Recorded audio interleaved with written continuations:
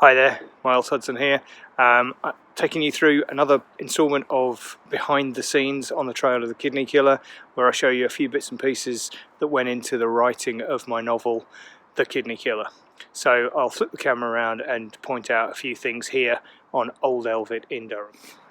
So you'll see that we're following a path here that Penfold and D.S. Milburn walked down at one point in the story. We're coming out onto Old Elvet in Durham. Directly opposite there, that's the Tavra building, as was. And then further down the street there, you can see the pub on the left-hand side. In the book is called The Crown. It's just out of sight by the lights on the left there. And at one point, Sue and Marina come round that corner there by the traffic lights. Just before they're scheduled to have a drinks in the pub with Milburn's girlfriend Kathy. Further on over the bridge there on the left hand side is the nightclub. In the book it's called Zoot. Of course it's named after the saxophone player in the Muppets. And then if we look back here at the Tavra building, you can see the two cannons here.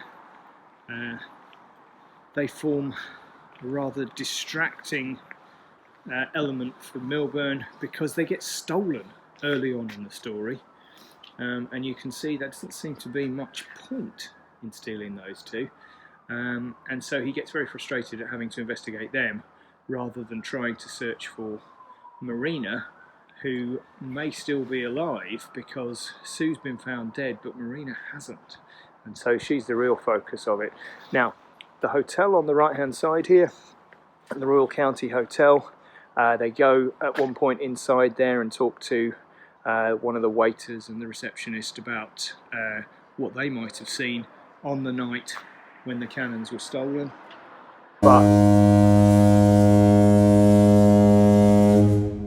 on this side you've got Old Shire Hall, used to be University Administration Building, it's now a hotel, which also features in the book slightly.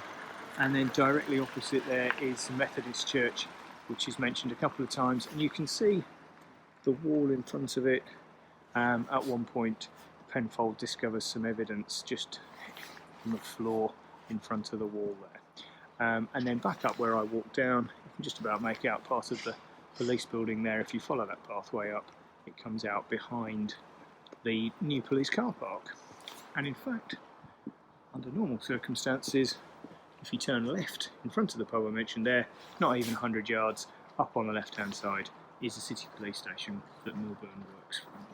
So as I mentioned, we've just come from Old Elvet on the right there around this corner. This is now New Elvet, and if we walk up this way, you can see on the left hand side there, that is the Durham City police station, and Milburn has a fairly pokey office up on the top row of windows there.